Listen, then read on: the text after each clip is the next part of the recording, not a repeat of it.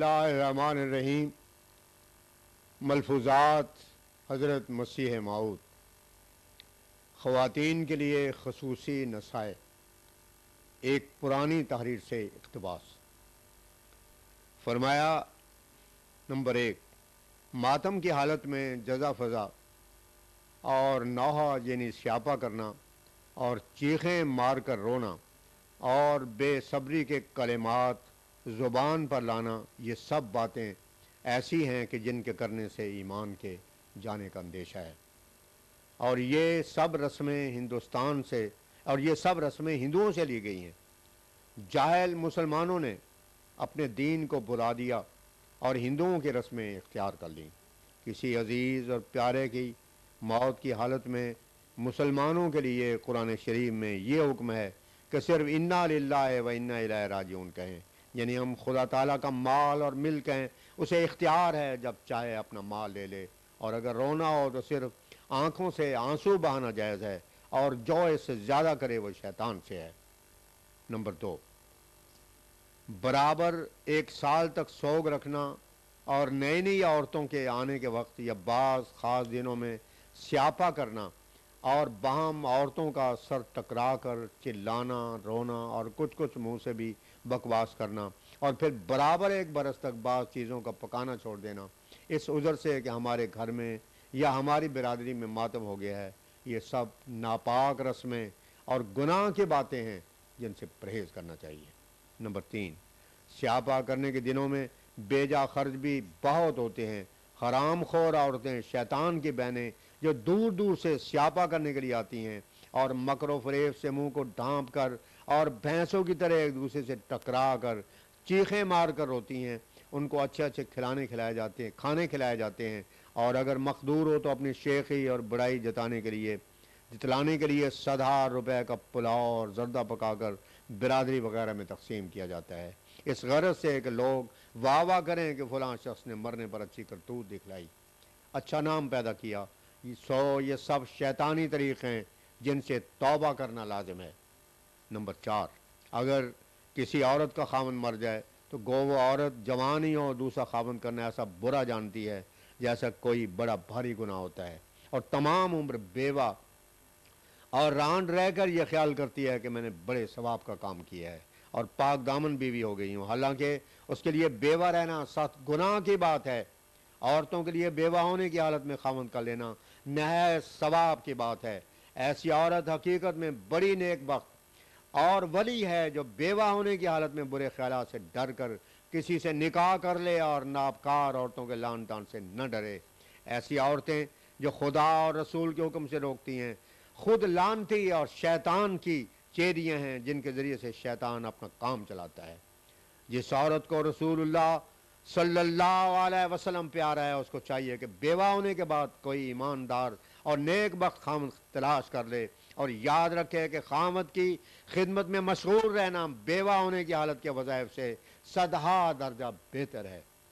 Number 5، عورتوں میں ایک خراب عادت یہ بھی ہے کہ وہ بعد میں مردوں کی نافرمانی کرتی ہیں اور ان کی اجازت کے بغیر ان کا مال خرچ کر دیتی ہیں، اور ناراض ہونے کی حالت میں بہت کچھ برا بھلا ان کے حق میں کہہ دیتی ہیں۔ ایسی عورتیں اللہ تعالیٰ اور اس کے رسول کے نزدیک لعنتی ہیں، ان کا نماز، روزہ اور کوئی عمل منظور نہیں۔ اللہ تعالیٰ صاف فرماتا ہے کہ کوئی عورت نیک نہیں ہو سکتی جب تک پوری خاوند کی فرما برداری نہ کرے اور دلی محبت سے اس کی تعظیم نہ بجا لائے اور پس پشت اس کے لیے اس کی خیر خواہ نہ ہو۔ اور پیغمبر خدا صلی اللہ علیہ وسلم نے فرمایا کہ عورتوں پر لازم ہے کہ اپنے مردوں کی تابع دار رہیں ورنہ ان کا کوئی عمل منظور نہیں، اور نیز فرمایا ہے کہ اگر غیر خدا کو سجدہ کرنا جائز ہوتا تو میں حکم کرتا کہ عورتیں اپنے خاوندوں کو سجدہ کیا کریں۔ اگر کوئی عورت اپنے خاوند کے حق میں کچھ بد زبانی کرتی ہے، اہانت کی نظر سے اس کو دیکھتی ہے اور حکم ربانی سن کر بھی باز نہیں آتی تو وہ لعنتی ہے، خدا اور رسول اس سے ناراض ہیں۔ عورتوں کو چاہیے کہ اپنے خاوندوں کا مال نہ چراویں اور نامحرم سے اپنے تئیں بچائیں، اور یاد رکھنا چاہیے کہ بجز خاوند اور ایسے لوگوں کے جن کے ساتھ نکاح جائز نہیں اور جتنے مرد ہیں ان سے پردہ کرنا ضروری ہے۔ جو عورتیں نامحرم لوگوں سے پردہ نہیں کرتی، شیطان ان کے ساتھ ہے۔ عورتوں پر یہ بھی لازم ہے کہ بدکار اور بدوضع عورتوں کو اپنے گھروں میں نہ آنے دیں اور نہ ان کو اپنی خدمت میں رکھیں، کیونکہ یہ سخت گناہ کی بات ہے کہ بدکار عورت نیک عورت کی ہم صحبت ہو۔ نمبر 6، عورتوں میں یہ بھی ایک بد عادت ہوتی ہے کہ جب کسی عورت کا خامند کسی مصلحت کے لیے دوسرا نکاح کرنا چاہتا ہے تو وہ عورت اور اس کے اقارب سخت ناراض ہوتے ہیں اور گالیاں دیتے ہیں اور شور مچاتے ہیں اور بندہ خدا کو ناحق ستاتے ہیں۔ ایسی عورتیں اور ان کے اقارب بھی نابکار اور خراب ہیں، کیونکہ اللہ جل شانہ نے اپنی حکمت کاملہ سے جس میں صدا مصالح مردوں کی اجازت دے رکھی ہے کہ وہ اپنی کسی ضرورت یا مصلحت کے وقت 4 تک بیویاں کر لیں، پھر جو شخص اللہ اور اس کے رسول کے حکم کے مطابق کوئی نکاح کرتا ہے تو اس کو کیوں برا کہا جاوے۔ ایسی عورتیں اور ایسے ہی اس عادت والے اقارب جو خدا اور اس کے حکموں کا مقابلہ کرتے ہیں نہایت مردود اور شیطان کے بہن بھائی ہیں، کیونکہ وہ خدا اور رسول کے فرمودہ سے منہ پھیر کر اپنے رب کریم سے لڑائی کرنا چاہتے ہیں۔ اور اگر کسی نیک دل مسلمان کے گھر میں ایسی بدذات بیوی ہو تو اسے مناسب ہے کہ اس کو سزا دینے کے لیے دوسرا نکاح ضرور کرے۔ نمبر 7، بعض جاہل مسلمان اپنے ناتا رشتہ کے وقت یہ دیکھ لیتے ہیں کہ جس کے ساتھ اپنے لڑکے کا نکاح کرنا منظور ہے اس کی پیری بیوی بھی ہے یا نہیں۔ پس اگر پیری بیوی موجود ہو تو ایسے شخص سے ہرگز نکاح کرنا نہیں چاہتے۔ سو یاد رکھنا چاہیے کہ ایسے لوگ بھی صرف نام کے مسلمان ہیں اور ایک طور سے وہ ان عورتوں کے مددگار ہیں جو اپنے خامدوں کے دوسرے نکاح سے ناراض ہوتی ہیں، سو ان کو بھی خدا تعالیٰ سے ڈرنا چاہیے۔ نمبر 8، ہماری قوم میں یہ بھی ایک بد رسم ہے، دوسری قوم کو لڑکی دینا پسند نہیں کرتے بلکہ حت الوسع لینا بھی پسند نہیں کرتے۔ یہ سراسر تکبر اور نخوت کا طریقہ ہے جو احکام شریعت کے بالکل برخلاف ہے۔ بنی آدم سب خدا تعالیٰ کے بندے ہیں، رشتہ ناطہ میں یہ دیکھنا چاہیے کہ جس سے نکاح کیا جاتا ہے وہ نیک بخت اور نیک وضع آدمی ہے اور کسی ایسی عوت میں مبتلا تو نہیں جو موجب فتنہ ہو۔ اور یاد رکھنا چاہیے کہ اسلام میں قوموں کا کچھ بھی لحاظ نہیں، صرف تقوی اور نیک بختی کا لحاظ ہے۔ اللہ تعالیٰ فرماتا ہے ان اکرمکم عند اللہ اتقاکم، سورہ حجرات، یعنی تم میں سے خدا تعالیٰ کے نزدیک زیادہ بزرگ وہی ہے جو زیادہ تر پرہیزگار ہے۔ نمبر 9، ہماری قوم میں ایک یہ بھی بد رسم ہے کہ شادیوں میں 100,000 روپے کا فضول خرچ ہوتا ہے۔ سو یاد رکھنا چاہیے کہ شیخی اور بڑائی کے طور پر برادری میں بھاجی تقسیم کرنا اور اس کا دینا اور کھانا، یہ دونوں باتیں عند الشرع حرام ہیں۔ اور آتش بازی چلانا اور رنڈی پھڑووں میں ڈوم ڈھاریوں کو دینا یہ سب حرام مطلق ہے۔ ناحق روپے ضائع جاتا ہے اور گناہ سر پر چڑھتا ہے۔ سو اس کے علاوہ شرع شریف میں تو صرف اتنا حکم ہے کہ نکاح کرنے والا بعد نکاح کے ولیمہ کرے، یعنی چند دوستوں کو کھانا پکا کر کھلاتے ہوئے۔ 10، ہمارے گھروں میں شریعت کی پابندی میں بہت سستی کی جاتی ہے۔ بعض عورتیں زکوٰۃ دینے کے لائق ہیں اور بہت سا زیور ان کے پاس ہیں مگر وہ زکوٰۃ نہیں دیتی۔ بعض عورتیں نماز روزے کے ادا کرنے میں بہت کوتاہی کرتی ہیں۔ بعض عورتیں شرک کی رسمیں بجا لاتی ہیں جیسے چیچک کی پوجا، بعض فرضی دیویوں کی پوجا کرتی ہیں، بعض ایسی نیازیں دیتی ہیں جن میں یہ شرط رکھ دیتی ہیں کہ عورتیں کھاویں کوئی مرد نہ کھاوے، یہ حقہ نوش نہ کھاوے۔ بعض جمعرات کی چوکی پڑتی ہیں مگر یہ یاد رکھنا چاہیے کہ یہ سب شیطانی طریق ہیں۔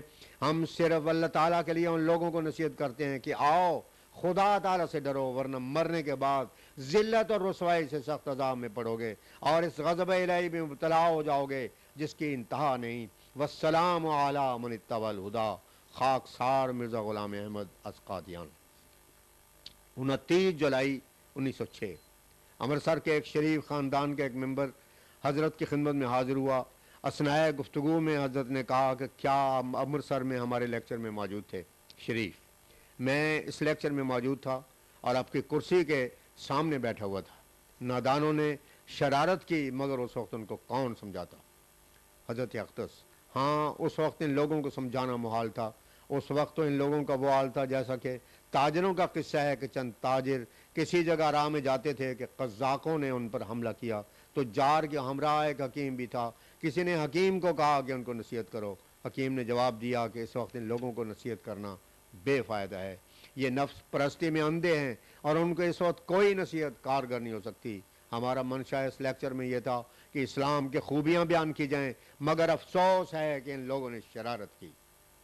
شریف: ان کا قصور ہی کیا ہے، وہ اندھے ہیں، ان کو بصیرت نہیں۔ حضرت اقدس: زیادہ تر افسوس تو علماء پر ہے جو عوام کو دھوکے میں ڈالتے ہیں۔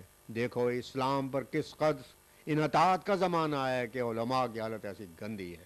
شریف علماء کیوں ایسا نہ کریں جبکہ ان کے واسطے ذریعہ معاش صرف اسی میں ہے۔ آپ نے دیکھا یہ سنا ہوگا آج کل امرتسر کے مولوی ثناء اللہ صاحب حضرت امام ابو حنیفہ کے حق میں کیسے کیسے خراب کلمات لے کر اشتہار دے رہا ہے۔ یہی علماء لوگ اسلام میں فتنہ ڈالتے ہیں۔